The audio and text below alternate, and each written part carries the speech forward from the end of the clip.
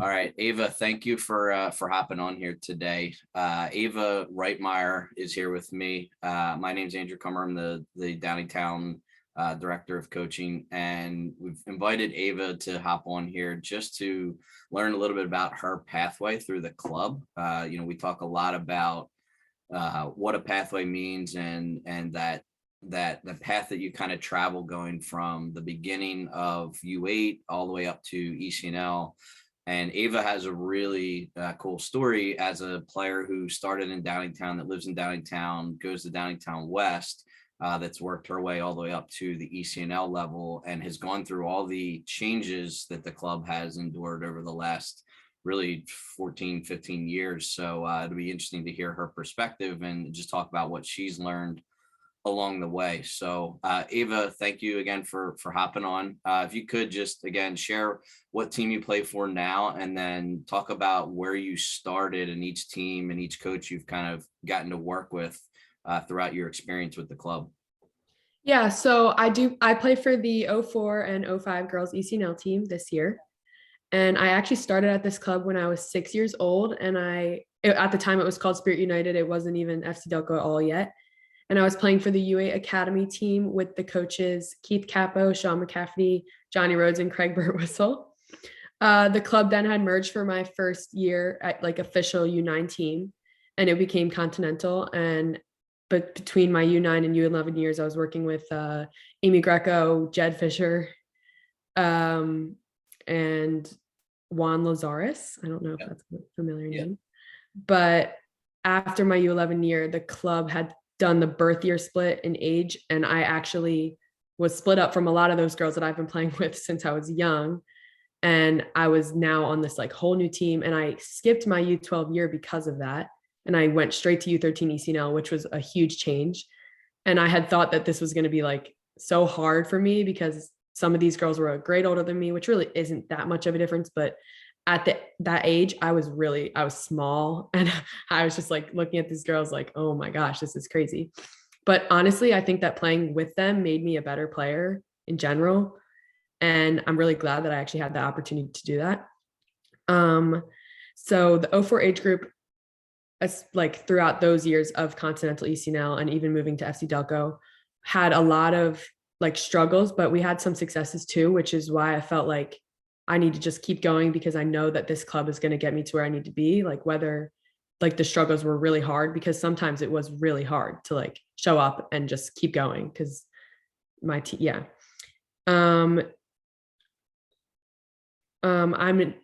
I'm going to Penn State for soccer, as you said, and I feel like this club has really got me to where I need to be. And especially in these last couple of years, like a lot of the girls that I was playing with early ECNL had left, and there's new people coming in, new talent, and it's been a lot better. So things went from being sometimes hard, and obviously in my younger years moving to a whole new change, to being a lot better. So that's kind of where I'm at. So you've experienced a lot of, like, you've gone through a lot of the club history, which is really cool. Again, you went through name changes where it was Spirit United, which merged with FC Delco, became Continental for a period of time, had, had kind of a rebirth and came back to FC Delco, regained that kind of national prominence. And since we've been able to rebuild teams, within all of that, I think it's probably fair to say you probably saw teammates leave during that time frame, right? Definitely, yeah. And tell me what drove you to stay with FC Delco as opposed to where it could have been really easier for you to go look somewhere else or take a different pathway. What kept you here and what kept you motivated? I mean, I was here since I like started playing soccer, so I felt like I knew I had experienced teams, like how things can get really hard, but how it does get better. And I felt like even if people were leaving and I could see like the people around me are just looking for new places, I felt that I knew that things are going to get better and that this is where I should stay, because this is ultimately what's going to lead me to be successful.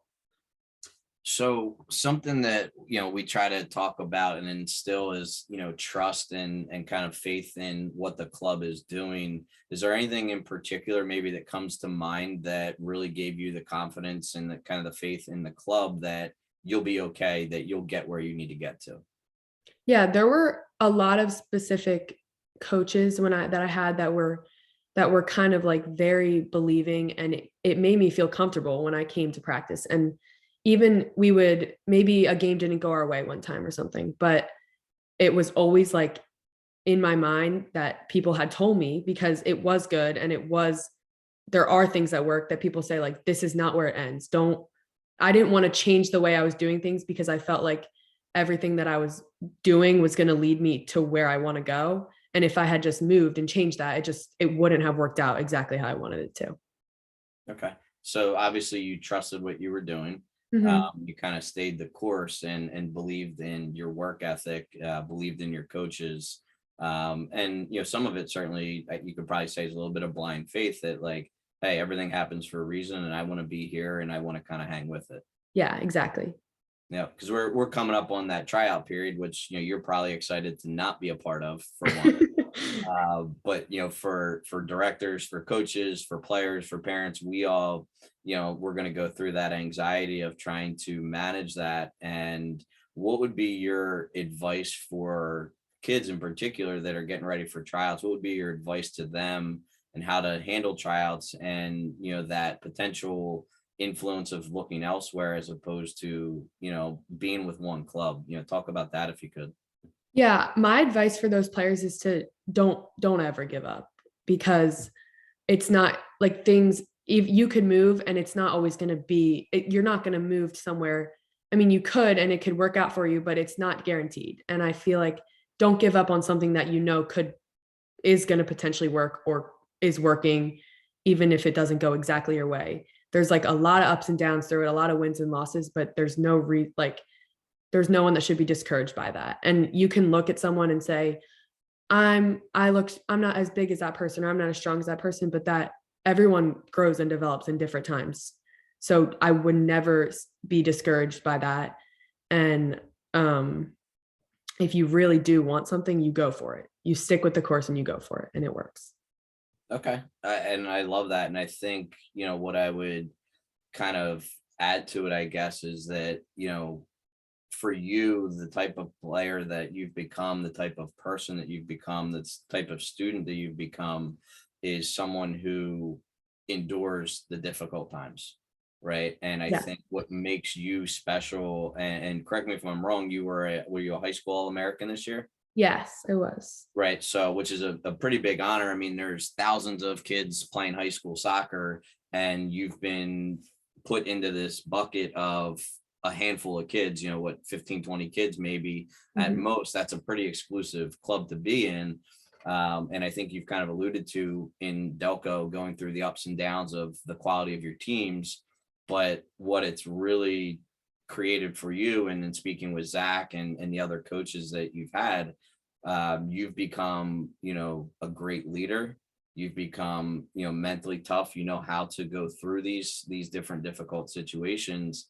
And I think to get to a program like Penn State, several national championships, I believe, and a top 25 team in the country consistently. You're not just going to any program. You're going to an elite, like, top tier program in the entire country, both for sports and for academics.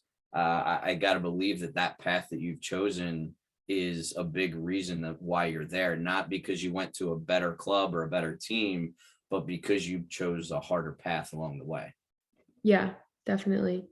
I think that you don't turn down a challenge. Like, going to Penn State is a challenge, and it's something that I'm willing to put all my effort into. And even like you said, like the All-American game and other things, it's all a challenge. And it's just something that I've learned at this club that is very, very helpful, because I feel like it has made me a better player, because I want to challenge myself and I want to get better. And I know that people at this club have wanted me to get better, and they've helped me throughout this whole journey. So players and parents, they're always looking for a challenge, right? And for some people, they look at, well, where can I get the most challenge? And what it sounds like to me is you've looked at your situation and said, what's the challenge in the situation I'm in now, as opposed to going and finding, say, the tougher challenge or whatever. You always seem to find the silver lining in the situation. and make yourself better based on where you're at now, as opposed to going and finding something different. Mm-hmm. And I think that's very admirable, because you've seen a lot of teammates come and go, and you've kind of stuck to the course, and again, look at where you're at now. Yeah, and that's really important to me. I feel like looking for a new challenge, I'm not like looking for one. It's when it comes, you're ready for it. And I feel like staying with this team and this club has gotten me ready, like for when they come at me, which is really good. Yeah, no, and I love that you put it in that way. It's not looking for a new challenge, but seeing the challenge when it comes to me. Yeah. Right. The challenges will come in any environment, and I've tried to instill that in kids, coaches, parents, right? Like every challenge will be different on a daily basis, and it's choosing to accept that challenge, whether it's our team is getting better and we're playing harder teams, or we've got a new coach and we've got to adjust to that coach's style or personality, or the team has lost a few players and now we've got to reset. This year you had to reset and join with 05s at U19, right? So Yeah, it was a whole new team. You're a brand new team after building up after all these years. You could have said, you know what, I'm good, I'm going to Penn State, I've got my commitment set. Nope, another challenge, and kind of another notch in my belt along the way to build me to becoming the person that I am, not just the athlete that I am. Yeah. Joining this new team was definitely a big change, because I was the only one that has joined the team from my old team. And I was like, oh, they've already played together. They already know how each other play. And I'm just coming in, but it's been really great. And I love it. And I'm so glad that I am able to play with these girls. Yeah, and I'm lucky to have seen you play down in Florida, obviously back in January, and not having seen you play before, and seeing you in those moments, and now knowing a little bit more backstory just from today's conversation. It's very evident in your leadership, and we talk about coaches adapting to their players, and it's evident that you took a very mature approach in adapting to your new teammates and fitting in with them and becoming a leader and helping what they already have, helping amplify that, as opposed to going your own way and maybe trying to tear things down. You've just said, hey, how can I support and build this thing, as opposed to try and resurrect it or redo it.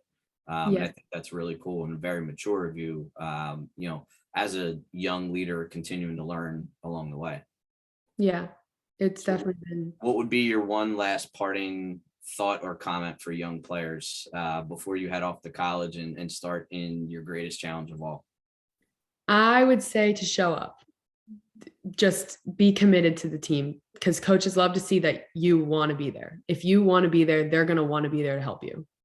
If you show disinterest, it's going to be different. So I would say that, like, showing up to everything you can, and even if it's not easy, and like taking something from every coach that you have, because they all teach you something different. But in the end, every single one of those things are going to lead you to success. I love it. And I guess one final question I want to add in there. So there's always what you do that's on the schedule. What do you do that's not on the schedule to better yourself as a player?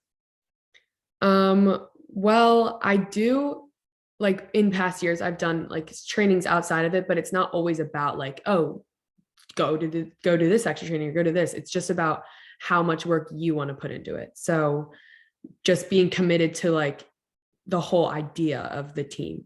Don't just be like, oh, I have to go to practice tonight, or I have to do this. You shouldn't have to do it. You should want to do it. So it's just putting in the extra work that you want to do. And how much, like, do you put a lot of extra work in outside of your traditional practice schedule? I do other things during the week. I wouldn't say it's over the top to anywhere where it's like impossible to do, but I definitely try to do more things than just the training, especially because I'm going to be going to an environment where people are working every single day, not pretty much nonstop. So I'm just like preparing myself. Okay, that's awesome.